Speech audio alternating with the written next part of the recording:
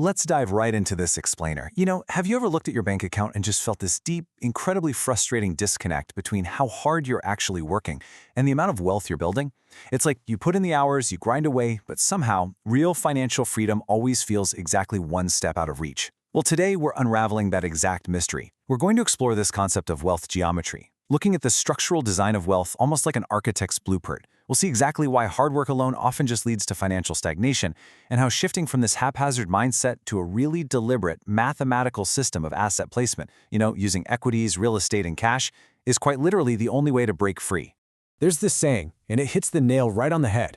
Most people spend their lives climbing a ladder that isn't leaning against a wall. It perfectly captures the trap that so many of us fall into, right? We pour all of our energy into the climb itself. We take on extra projects, we push for promotions, we work harder, and yeah, we earn more. But then we hit this invisible barrier. We put in a massive amount of upward effort, but our net worth, it just travels in a flat, horizontal line. We end up staying exactly where we started. So why does that actually happen? Well, it happens because of what we call the invisible ceiling.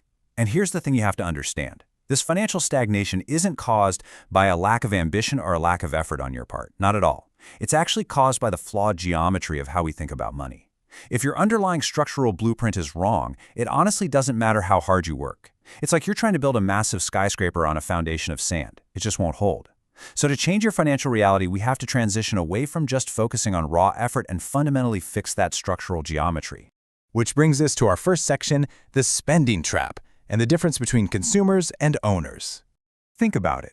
From the moment we're born, society trains us relentlessly to be consumers, way before it ever teaches us how to be owners. It's the classic trap of lifestyle inflation. What usually happens when you get a raise? For most people, earning more just automatically means spending more. Every single bump in your paycheck gets instantly eaten up by a new expense.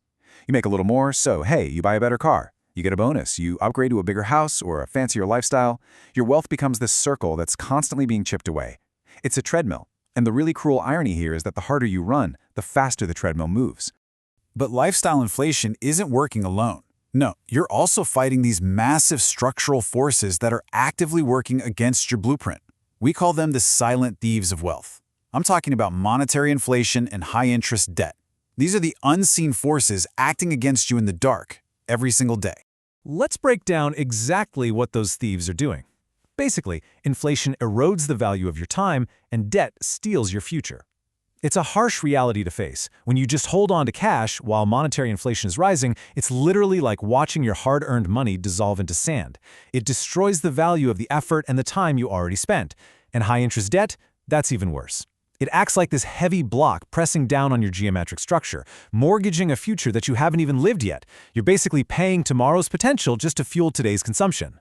So let's look at the fix in Section 2, a different geometry, focusing on the incredible power of compounding. Here is your structural solution: compound interest. People call it the eighth wonder of the world, and for incredibly good reason. According to our source material, it's essentially the only force in the universe that turns time into a physical asset. Picture it like a single dot on a page that splits into 2, and then 4, and then 8. It fundamentally alters the entire geometry of your money. It takes this abstract, slippery concept of time passing and actually weaponizes it to build your financial foundation. Now consider the emotional journey of this geometry, because it's a wild ride. The first 10 years of compounding, whether that's in equities or real estate, honestly, it feels like absolutely nothing. It is agonizingly slow, almost imperceptible. And this is exactly where most people quit, because the effort just doesn't seem to match the reward.